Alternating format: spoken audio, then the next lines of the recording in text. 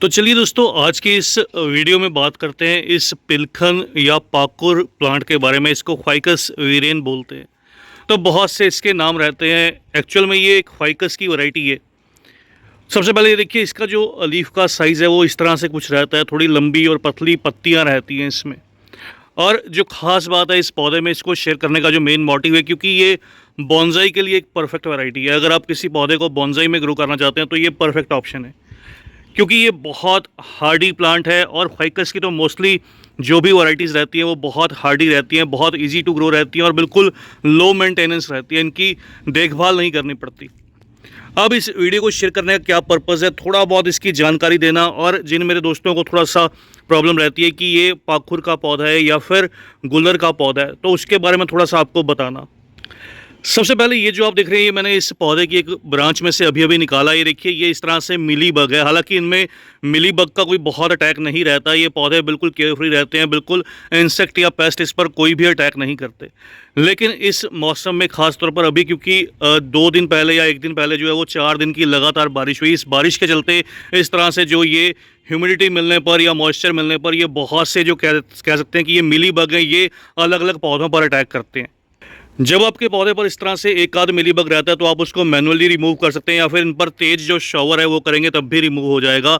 और अगर बहुत ज़्यादा अटैक है, पूरा पौधा भर चुका है इस मिलीबग से, तो आप पौधे की ट्रिमिंग कर सकते हैं। ट्रिमिंग के साथ साथ इन पौधों पर जो है वो एक अच्छे इंसेक्टिसाइड का स्प्रे कर सकते हैं। अच्छे इंसेक्टिसाइड में आप कॉन्फिडर का स्प्रे कर लीजिए, वो बहुत बेस्ट रहता है। उससे मिलीबग जो है वो बहुत ईजिली गायब से होने लगते हैं पौधे में से।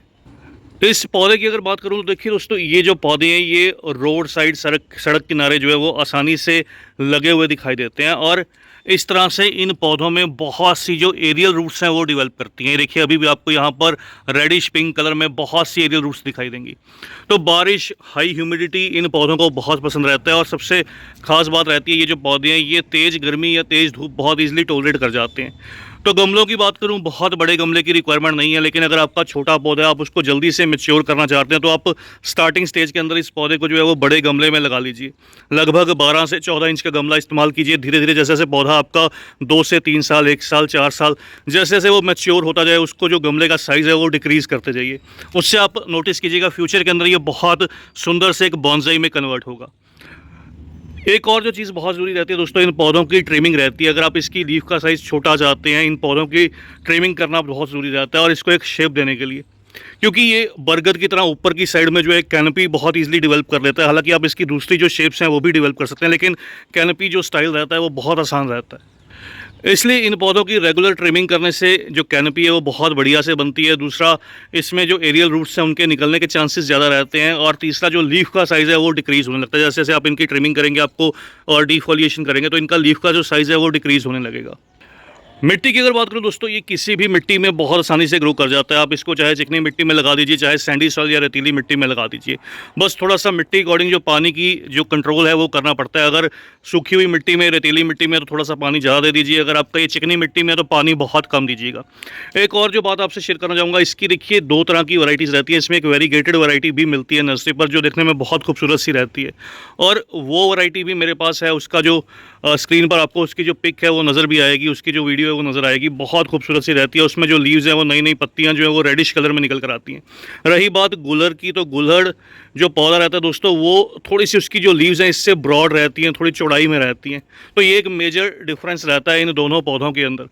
तीसरी बात, जो मेरे दोस्त डाउट करते हैं कि इनमें से देखिए जो सैप है वो निकल कर आता है। बहुत से ऐसे दोस्त हैं जो ऐसे पौधों को घर में लगाना पसंद नहीं करते, तो आप चाहें तो इन पौधों को अवॉइड कर सकते हैं।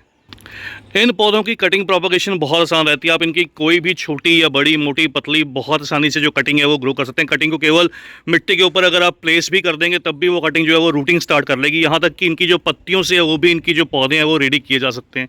सेम टू सेम जैसे आप रिलीजियोसा फाइकस में देखते हैं, जो कि इस तरह से पीपल का पेड़ या पीपल का पौधा रहता है। तो सेम इसी तरह से इस पौधे को भी, जो फाइकस वीरेन का पौधा है, इसको भी आप ग्रो कर सकते हैं। ये जो आप देख रहे हैं ये मेरा कटिंग ग्रोन एक प्लांट है। इसको मैंने हालांकि ये बड़ी सी बकेट में ग्रो किया था और कुछ 1 साल पहले ग्रो किया था। सिंपली इसी तरह से इसकी जो कटिंग है नीचे की साइड में लगा दी थी। तो अब ये बहुत मैच्योर हो चुका है। जल्द फ्यूचर के अंदर इसको भी मैं यहाँ से निकाल कर एक छोटे पॉट के अंदर जो है वो प्लेस करूँगा। जल्दी से मैच्योर लुक देने के लिए दोस्तों इन पौधों को आप कभी कभार हर 2 से 3 महीने में एक बार जो है वो बॉर्न मील का या डीएपी के कुछ दाने जो है वो फीड कीजिए। उससे ये पौधे बहुत जल्दी से एक मैच्योर लुक को डेवलप कर लेंगे। तो ये कुछ टिप्स रहती हैं इन पौधों को ग्रो करने के बारे में, और इनको अगर आप मैच्योर लुक जल्दी देना चाहते हैं तो उसके रिलेटेड। दूसरा एक तरीका रहता है इनकी एरियल रूट्स को संभाल कर रखना। जब इनमें से इस तरह से एरियल रूट्स निकल कर आती हैं, वैसे तो ये मिट्टी के टच में आ जाती हैं, फिर भी अगर आपके पौधे में ना आए तो आप इनको स्ट्रॉ की मदद से यहाँ पर जो है एरियल रूट के नीचे की साइड में इस तरह से एक छोटी स्ट्रॉ लगा दीजिए, नीचे तक रख लीजिए और इनको मॉइस्चर देते रहिए, ह्यूमिडिटी देते रहिए। उससे ये जो एरियल रूट्स हैं वो खुद ब खुद जो स्ट्रॉ में से मॉइस्चर मिलने से बिल्कुल नीचे की तरफ बहुत आसानी से जो है वो आ जाएंगी और बहुत एक मैच्योर ट्री की लुक जो है आपका पौधा धीरे धीरे ले लेगा। तो बस दोस्तों, ये थी इस पिलखन के पौधे की जानकारी। आज की इस वीडियो में इतना ही। जल्द ही मिलते हैं किसी और नए टॉपिक के साथ, किसी और नई वीडियो के साथ। तब तक के लिए bye, happy gardening, take care.